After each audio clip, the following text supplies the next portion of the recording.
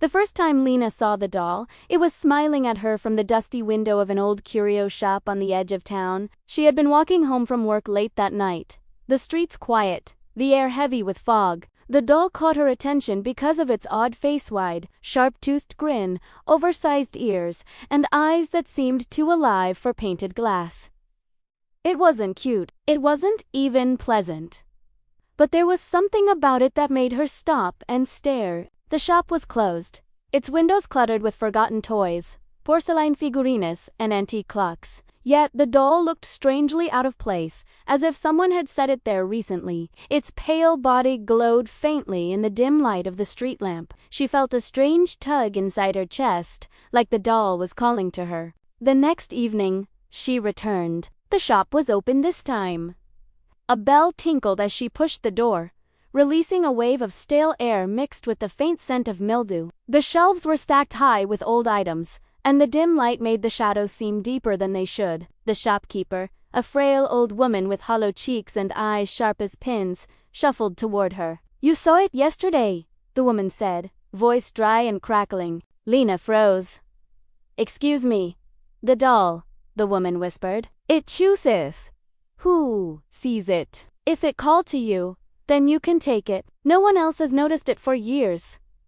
The words made Lena uneasy, but curiosity outweighed caution. She let the shopkeeper wrap the doll in brown paper, though Lena swore she felt the doll twitch in her arms. When she brought it home, she set it on a shelf above her bed, thinking it would be nothing more than a strange collectible. At first, the doll was just odd. Its wide grin seemed to follow her no matter where she stood in the room. Sometimes she thought its ears twitched, as though listening, but she convinced herself it was her imagination. That night, she dreamed of whispering voices. Then little things started happening. Her phone would light up in the middle of the night with no messages. Doors she had locked were suddenly open. She woke one morning to find the doll sitting at the foot of her bed, though she had left it on the shelf. She told herself she must have moved it and forgotten, but the scratches on her bedroom wall told a different story. Deep claw marks gouged into the plaster right beside her bed. She lived alone. Her best friend, Maya, came over a week later. Maya was the sort of person who never believed in anything supernatural, and Lena hoped her friend's practical mind would calm her nerves. When Maya saw the doll, her smile faded. "Why would you bring that thing into your house?" she asked. "It's just a toy," Lena said, forcing a laugh. "No," Maya said firmly. "That's not a toy. That's wrong. I don't want to be here with it." Later that night, she got a call from Maya's mother. Maya had been in a car accident on her way home. She was alive, but badly injured. Lena's stomach turned cold. She went into her bedroom and stared at the doll. Its painted eyes glittered in the darkness, and for a moment, Lena thought she saw the corners of its grin curl wider. The next few nights grew worse. She stopped sleeping because every time she closed her eyes, she heard faint scratching. Sometimes it came from the ceiling, sometimes from under the bed. Once, she woke to find the doll lying on her chest, its face inches from hers. She screamed and threw it across the room. But when she turned on the light, it was back on the shelf, sitting perfectly still. By the fourth night, her apartment reeked of mildew and rot, though she could find no source. The mirrors fogged over without reason, and, when she wiped them, words were scrawled there. "Play with me."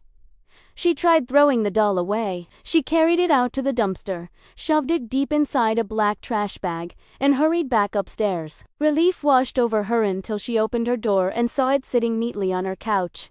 Desperate, Lena went back to the shop. But the curio store was gone. The windows were boarded up, the door chained, and a sign rating for rent swung in the cold wind. She asked neighbors about it, but no one remembered any shop being there. That night, the voices grew louder. They whispered in a language she didn't understand, raspy and guttural. She covered her ears, but the whispers crawled under her skin. She swore she saw shadows moving at the edges of her room, long fingers stretching toward her. When she finally gathered the courage to look at the doll, she found it sitting closer to the edge of the shelf, as if preparing to leap.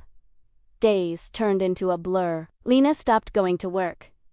Her skin grew pale, her eyes hollow. The doll never left her side, no matter how hard she tried to get rid of it. She smashed it with a hammer, but the pieces disappeared, only for it to reappear whole on the shelf the next day. One night, she recorded her room while she slept, setting up her phone camera on the dresser. In the morning, she played back the footage.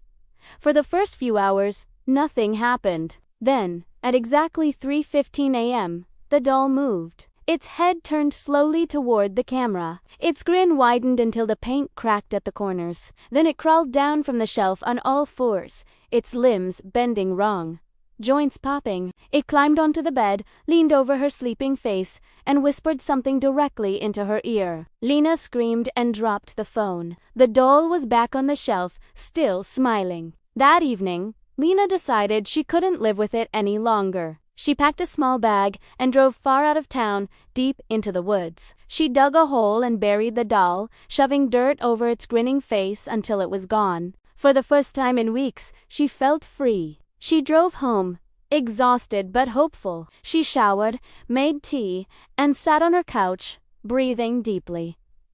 Maybe it was over. Then she heard the faint sound of scratching. Her blood ran cold. She turned toward the kitchen. The sound grew louder, like claws against wood. Slowly, she stood and opened the pantry door. Inside, perched neatly on the top shelf, was the doll. Its grin stretched impossibly wide now, and its glass eyes glittered with hunger. Before she could move, the doll spoke. Its voice was high-pitched, childlike, but layered with something darker. "You're mine now, Lena. Forever." No one saw Lena again after that night. Her apartment was found empty weeks later, dishes still on the counter, lights still on. Only one thing remained in the center of the living room: a doll, sitting with its wide, toothy grin, waiting patiently for the next person to notice it. And if you ever see it staring at you from a dusty shop window, don't stop. Don't go inside, because once you see, it already sees you.